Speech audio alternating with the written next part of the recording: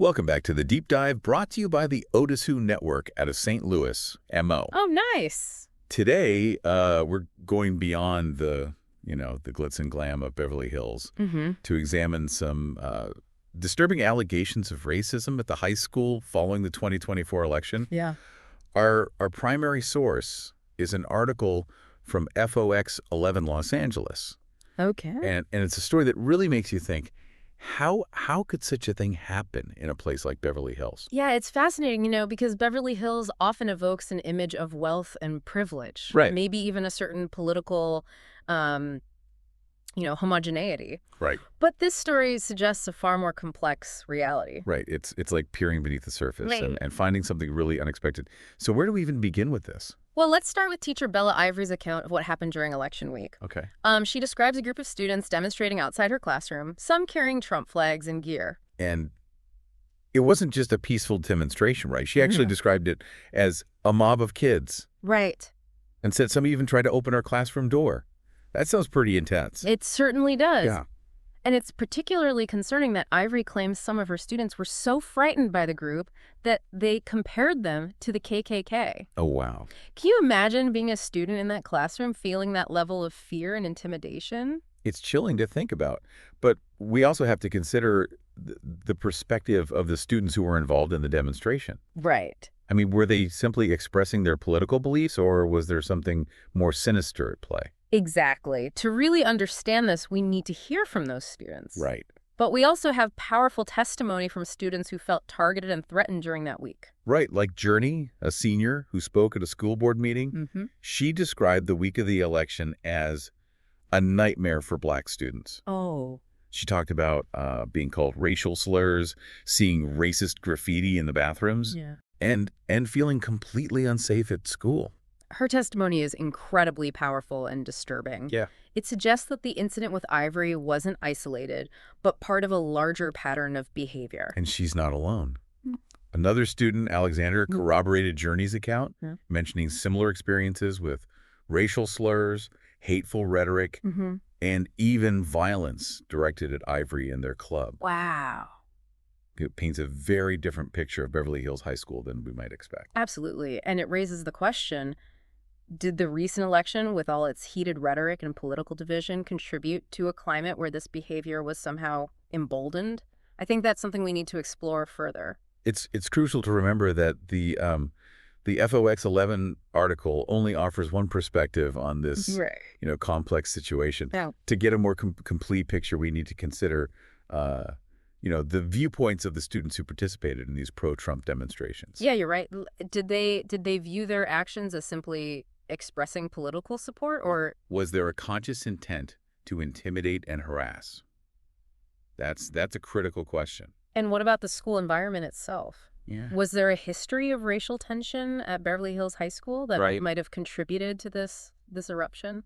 That's a really good point. After all, just because Beverly Hills has an image of, wealth and exclusivity, doesn't mean it's immune to racism. Right. In fact, it's possible that racial tensions could manifest in more subtle, insidious ways in such an environment. Exactly. Yeah. Think about it.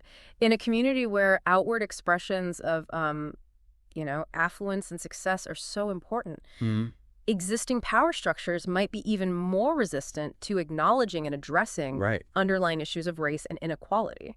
So this incident, regardless of the specific motivations of the students involved, could be a symptom of deeper systemic problems that haven't been adequately addressed. That's a very real possibility. Yeah. And it raises the question of how the school can move forward from this. The district is conducting an investigation, but is that enough? Right. What concrete steps can they take to prevent similar situations in the future? Well, investigations are important for accountability, Right. but they don't necessarily address the, root causes of the problem. Sure. What else could the school do? One crucial step would be to create a space for open and honest dialogue about race and politics. Okay.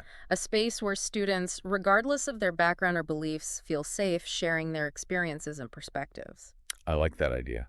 It's not about silencing dissenting voices, but rather about Right. fostering respectful communication and understanding. Precisely. And it's not just about talking, it's about truly listening to one another, Yeah. seeking to understand different viewpoints and working together to create a more inclusive and equitable environment. But how do you create that kind of environment in a school setting, especially in the wake of such a divisive incident? It requires a multifaceted approach. The school could implement diversity and inclusion training for both staff and students, Well, ensuring that everyone has a common understanding of the issues at hand. and what about the curriculum itself? Could that play a role? Absolutely. Yeah. The school could review and revise its curriculum to ensure that it reflects diverse perspectives and provides students with a more comprehensive understanding of, history and social justice issues. Those are all great suggestions. But this goes beyond just the school, doesn't it? Right. It's a reflection of the larger societal issues we're grappling with. You're absolutely right. Yeah. The events at Beverly Hills High School are a microcosm of the political polarization, the racial tensions, and the breakdown of civil discourse that we see happening across the country. It's almost like this incident peeled back a layer of the facade Yeah. and exposed some, uncomfortable truths about ourselves and our community. And while that confrontation can be painful, it also presents an opportunity for growth and change. The key is to channel that discomfort into constructive action. So what can we, as individuals do? It can feel overwhelming Sure. to try to tackle these, huge societal problems. It's true. It can feel daunting, but remember, change starts at the individual level. Hmm. Each of us can make a difference by educating ourselves about the history and realities of racism, Okay. challenging our own biases and assumptions, Right. and speaking up when we witness injustice. You're right. We can also support organizations that are working to promote equality and justice Absolutely. and engage in difficult conversations with family and friends about these important issues. Exactly. And remember, change doesn't happen overnight. It's a long and ongoing process. Right. But every step we take, no matter how small, brings us closer to a more just and equitable society. It's a lot to unpack. It is. And it brings us to a crucial question for our listeners. What does this incident tell us about the state of race relations and political discourse in America today? Yeah. Because it'd be easy to dismiss this as an isolated incident, something specific to Beverly Hills High School. But I think it speaks to something much larger. I agree. This isn't just about one school. It's a microcosm of the challenges we face as a nation. The political polarization, the racial tensions, the erosion of civil discourse, these are issues that are playing out in communities across the country. And the fact that this happened in a place like Beverly Hills, Yeah. a community often associated with wealth and progressive values, makes it even more unsettling. Yeah, it shatters the myth that these issues are confined to certain geographic areas or socioeconomic groups. Right. Racism and intolerance can exist anywhere, and they can be exacerbated by the very forces that are supposed to protect us, like freedom of speech and democratic elections. So how do we navigate this complex terrain? How do we uphold the values of free speech and democratic participation, while also ensuring that everyone feels safe and respected? It's a delicate balancing act, but I think the key lies in recognizing that freedom of speech doesn't mean freedom from consequences. We have a right to express our views, but we also have a responsibility to do so in a way that doesn't incite hatred or violence. And that means being willing to engage in difficult conversations, to listen to perspectives that challenge our own, and to find common ground even when we disagree. Yeah, and it also means holding our leaders accountable for the rhetoric they use. Right. Words have power, and when those in positions of authority use inflammatory language, it can create a climate where intolerance and aggression are normalized. So this deep dive into the events at Beverly Hills High School has been a real eye-opener.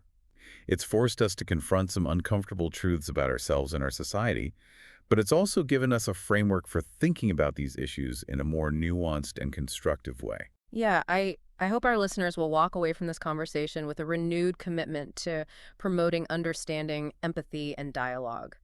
We all have a role to play in creating a more just and equitable world. And that starts with each of us examining our own biases, educating ourselves about the experiences of others, and speaking up against injustice whenever we see it. Absolutely. You're right. We can't just sit back and hope that things will change on their own. We all have a responsibility to make a difference. And remember, even small actions can have a ripple effect. By speaking up against injustice, educating ourselves and others, and supporting organizations working for social change, we can contribute to building a better future for all. This deep dive has been both illuminating and challenging, but ultimately, I think it's left us with a sense of hope.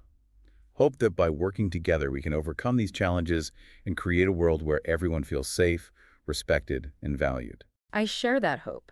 And I believe that by continuing to have these difficult conversations, by listening to one another with empathy and understanding, and by taking action to create positive change, we can make that hope a reality. Thank you for joining us on this deep dive into the complexities of race, politics, and education. We hope this conversation has sparked some important reflections and inspired you to take action in your own communities. Until next time, keep diving deeper, keep questioning, and keep striving for a more just and equitable world.